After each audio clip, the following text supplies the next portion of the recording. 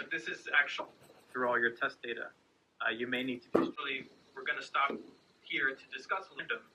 You could have... Alright, I tried to take notes, but the fact of the matter is I don't take notes in computer science. And not because I can't, but I choose not to. And in this video, I will talk about why I don't take notes for computer science and why you shouldn't take notes in general.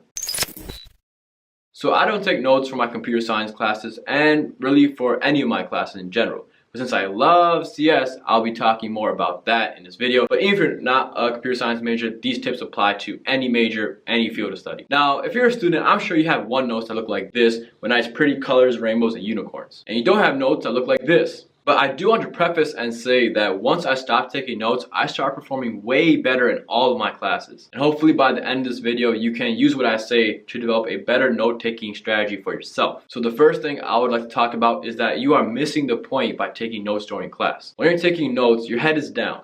You're looking at your iPad or your notebook and you're writing down everything the professor is saying or drawing. And with your head down, you can't see what's on the board. You can't follow the professor real time. Your attention is diverted because your head is down. So how can you see what's in front of you? And the thing is, you can't copy everything that the professor is writing or drawing in real time. At the end of the day, you're copying them. So you have to wait for them to finish and then you can write down or draw whatever they drew or wrote down. And as you try to speedily write down everything in your notes, you're not processing most of the things you're writing down. You're just writing down just to write down because you're like, hey, I took notes, I can review them later. But nothing is being processed, and because of this, you are weakening your initial understanding of the concepts. Now, most people obviously can't understand a concept the first time they hear it, but some people can, and even if you don't fully understand a concept the first time you hear it, you're able to understand more of it if you're fully focused on the learning that's being presented about that concept versus you just putting everything on the back end and you trying to copy everything as fast as possible, where literally zero retention is occurring. So the next time you're in lecture, try to look up and not take notes. And this brings me to my second point. You're taking notes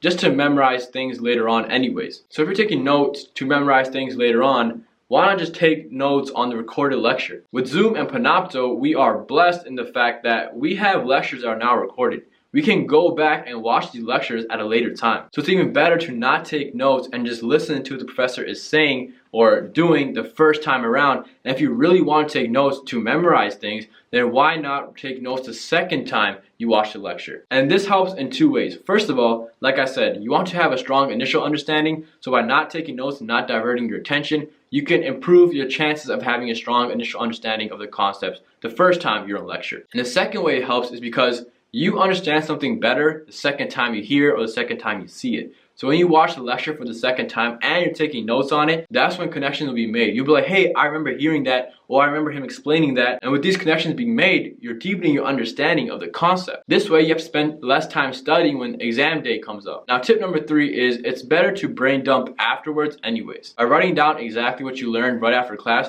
you are basically writing down all the information that's within your brain that you have jumbled up or pre-processed. You're writing down a piece of paper and you're making it nice and clear for yourself. Not only that, by brain dumping right after class, you're able to see what concepts that were taught in class do you actually understand. For example, say your professor presented 10 concepts and you were only able to brain dump on 8 of them. Then that means those last 2 concepts you need to spend more time studying on. And the first 8, you already have a pretty general understanding of it. So this helps you when it comes to studying for exams. And in college, guys, people spend hours on hours studying for exams when they really don't need to. And since time is so precious, you want to spend very little time studying for exams if you don't have to. So brain dumping not only boosts your attention, but it allows you to understand what exactly you need to spend more time on when studying, so that way you're not spending hours studying for a concept you already know. Like, why would you do that? Why? At that point, you're not only burning yourself out, but you're taking time away from other activities. Like, yes, you should always study, but you don't want to spend 12 hours studying for one thing. By the way, if you guys want to know how I study specifically, check this video out. Now, tip number 4 is to write down questions during lecture. Now, you're like, whoa, I thought you said don't write down anything, just listen to what the professor is saying. Yes, that's true. But by writing down questions, you are understanding what the professor is saying. You're understanding it to a point where you're like, I heard exactly what you said. I am processing, I'm understanding. But despite that, I have one question. So this is different from taking notes, because when you're taking notes, you're just blindly copying down what's ever being said. By writing down questions, you're actually listening to what's being said, you're thinking about it, you're actively learning about it, and then you actually write down a question. And furthermore, by writing down questions, you're already triggering your brain to start looking for the answer.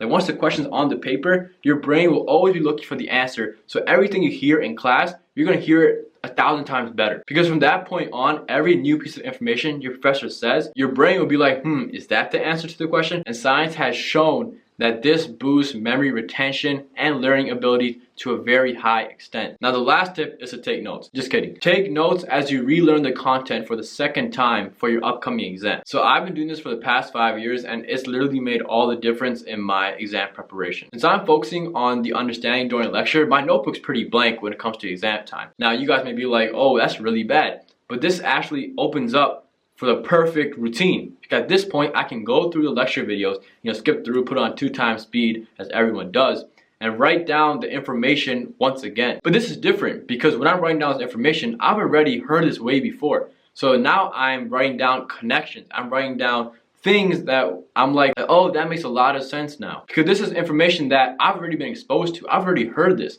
This isn't the first time I'm hearing it. So at this point, I'm just fact checking things. And I'm just writing down notes on my paper to develop a cheat sheet that I can review the day before the exam. And in college, some professors are really nice that they'll actually allow you to use your 1-page cheat sheet on the exams. Most professors aren't like this, but some are. The cool ones are. But for most people, you can only use a cheat sheet right before the exam. And that's perfect because you can review everything really quick. Make sure you know all the key points for every topic, and that way you will not only boost your confidence, but you'll feel pretty good about the exam you're going to take. And again, you're promoting active learning by writing down notes the second time you're learning the content. The first time is more copying, the second time is more learning. And when's a better time to really learn a concept? Right before the exam. So these are my 5 tips on how to develop a better note-taking strategy, and personally what I've been doing and why I really don't take notes during lecture. So the next time you're in lecture, guys, don't take notes. If you guys don't take notes during a lecture, please comment that down below so I know I'm not the only person. So be sure to implement these 5 tips and let me know how it goes. Thank you guys for watching. Peace out, dude. Peace out, dude. Peace. It's funny because I know there's probably like 1 or 2 people who are like, you probably just saying you just take notes for the video. This was my notes for an entire concept. Literally 20 circles. It works.